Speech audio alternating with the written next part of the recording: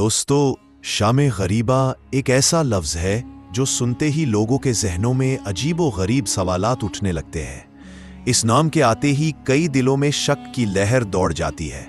कुछ चेहरों पर हैरत नमूदार होती है तो कुछ दिलों में खौफ और तजस्सुस जागज़ी हो जाता है। सवालात कुछ यूं जन्म लेते हैं, क्या वाकई इस रात कुछ ऐसा होता है जो शर्मनाक हो? क्या अंधेरे में वो हरकत की जाती है जो छुपाई जाती हैं? क्या शिया मुसलमान इस रात कोई गैर अखलाकी अमल करते हैं, इसीलिए रोशनी बुझा दी जाती है?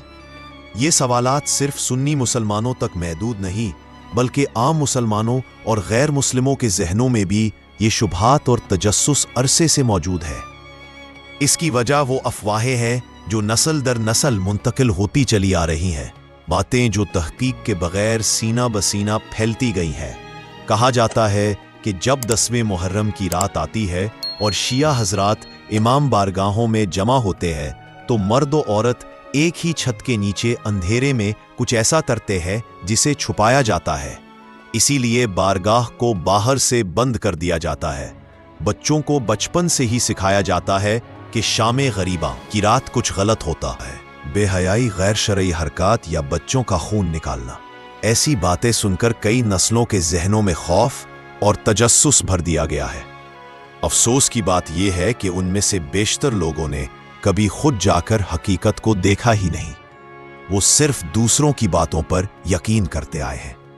ऐसा ही एक किरदार है ऐमन एक सुन्नी घराने से ताल्लुक रखती थी और उसने बचपन से ही शामे गरीबां के बारे में खौफनाक कहानियां सुन रखी थीं। कॉलेज में उसकी दोस्त ज़ैनब थी जो एक शिया लड़की थी। जैसे ही मुहर्रम का महीना शुरू हुआ, कॉलेज कैंपस में शामे गरीबा के हवाले से सरगोशियां तेज हो गईं। कोई कहता वो लोग खेमों में अंधेरे में बेहयाई करते हैं, कोई कहता वहां बच्चों का खून निकालकर न्याज में शामिल किया जाता है। ऐमन का दिल इन बातों से लरजने लगा। वो ज़ैनब से पूछना तो चाहती थी मगर हिम्मत नहीं हो रही थी। फिर एक दिन क्लास के बाद जब दोनों लाइब्रेरी में अकेली बैठी तो ऐमन ने नजरें झुकाई।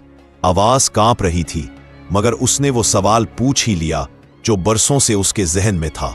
ज़ैनब, क्या वाकई शामे गरीबा में तुम लोग खेमों के अंदर कोई गलत काम करते हो? ज़ैनब लम्हा भर के लिए खामोश हो गई। उसे दिल में चुभन महसूस हुई, लेकिन उसने खुद पर काबू रखा। वो मुस्कुराई और नरमी से बोली, ऐमन, ऐसा कुछ भी नहीं होता, ये सब अफवाहें हैं। अगर तुम सच जानना चाहती हो तो इस बार मेरे साथ शामे गरीबा चलो, अपनी आंखों से देख लो कि वहां क्या होता है। ऐमन हैरान रह गई। दिल चाह रहा था कि वो जाए मगर बचपन की डरावनी बातों ने उसे जकड़ रखा था। वो रातों को सोचती रही, अगर वाकई कुछ गलत हो रहा हो तो? अगर ज़ैनब ने उसे किसी मुसीबत में डाल दिया हो? मुहर्रम के दिन एक एक करके गुजरते गए। कॉलेज में शाने गरीबा के बारे में बातें बढ़ती रही। ऐमन का तजस्सुस अपने उरूज पर पहुंच चुका था। आखिरकार 10वीं मुहर्रम की शाम आ गई। ऐमन ने कांपते दिल से ज़ैनब को फोन किया और कहा, मैं तैयार हूं, मैं तुम्हारे साथ शामे गरीबा जाना चाहती हूं। ज़ैनब की आवाज में सुकून और खुशी नुमाया थी। शुक्रिया ऐमन, तुम खुद देखोगी कि हम वहां क्या करते हैं। दोनों सहेलियां साथ निकल पड़ी। ऐमन का दिल जोर जोर से धड़क रहा था। जब वो मजलिस में पहुंची तो ऐमन की आंखें हैरत से भर गईं। वहां एक बड़ा खेमा लगा हुआ था। अंदर हल्की रोशनी थी। लोग खामोश बैठे हुए थे। कुछ के हाथों में शमाएं थीं और आंखों से आंसू बह रहे थे। बच्चे भी अपने वालिदैन के साथ बैठे थे, मातम कर रहे थे, दुआएं मांग रहे थे। स्टेज पर एक जाकर करबला के मजलूम शुहदा का तस्करा कर रहा था।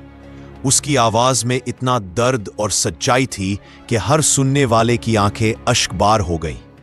ऐमन ने देखा कि एक तरफ सबीलें लगी थीं, लोग खामोशी से प्यास बुझा रहे थे। खवातीन पर्दे में बैठी थीं और पूरे एहतराम से मजलिस सुन रही थी। कहीं किसी बच्चे की सस्की सुनाई देती थी, कहीं कोई बुजुर्ग हाथ उठाकर दुआ मांग रहा था। ना कोई शोर व गुल था, ना कोई बेहयाई, ना कोई गलत हरकत, बस मातम, गम और अकीदत का समंदर था। ऐमन की आंखें नम हो गई। उसने महसूस किया कि बरसों से दिल में जमी हुई गलत फहमियां पिघलने लगी है। अफवाहों के पर्दे गिरने लगे, सोच बदल गई और शायद जिंदगी भी। जब मजलिस खत्म हुई तो ऐमन तेजी से ज़ैनब के करीब पहुंची। उसकी आंखों से आंसू रवा थे, चेहरा भीग चुका था, आवाज भराई हुई थी। उसने ज़ैनब का हाथ थामते हुए कहा, ज़ैनब, मुझे माफ कर दो। मैंने तुम्हारे अकीदे के बारे में जो कुछ भी सुना उस पर आंख बंद करके यकीन किया। बचपन से दिल में जो खौफ पाल रखा था, आज मुझे एहसास हुआ कि वो सब बेबुनियाद था। ज़ैनब की आंखों में भी नमी थी, लेकिन उसके चेहरे पर एक इत्मीनान भरी मुस्कुराहट थी।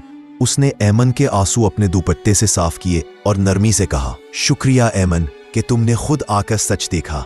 इमाम हुसैन की कुर्बानी हमें यही सिखाती है कि सिर्फ सुनी सुनाई बातों पर ना चलो, सच को खुद तलाश करो, आंखों से देखो, दिल से समझो। ऐमन के चेहरे पर अब खौफ नहीं बल्कि सुकून झलक रहा था। बरसों से दिल में जमा होने वाली गलत फहमियां जैसे पिघल गई थी।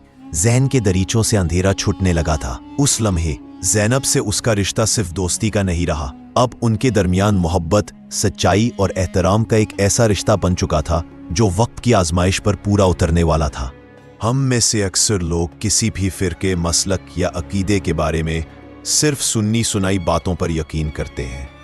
हम तहकीक नहीं करते, सवाल नहीं उठाते, ना ही किसी से जाकर खुद हकीकत जानने की कोशिश करते हैं। यही गलतियां मुआशरों में नफरत, बदगुमानी और दूरियां पैदा करती हैं। ऐमन की मिसाल हमारे लिए एक सबक है कि जब आप दिल से सच जानने का इरादा करते हैं तो गलत फहमियां खुद ब खुद मिटने लगती हैं।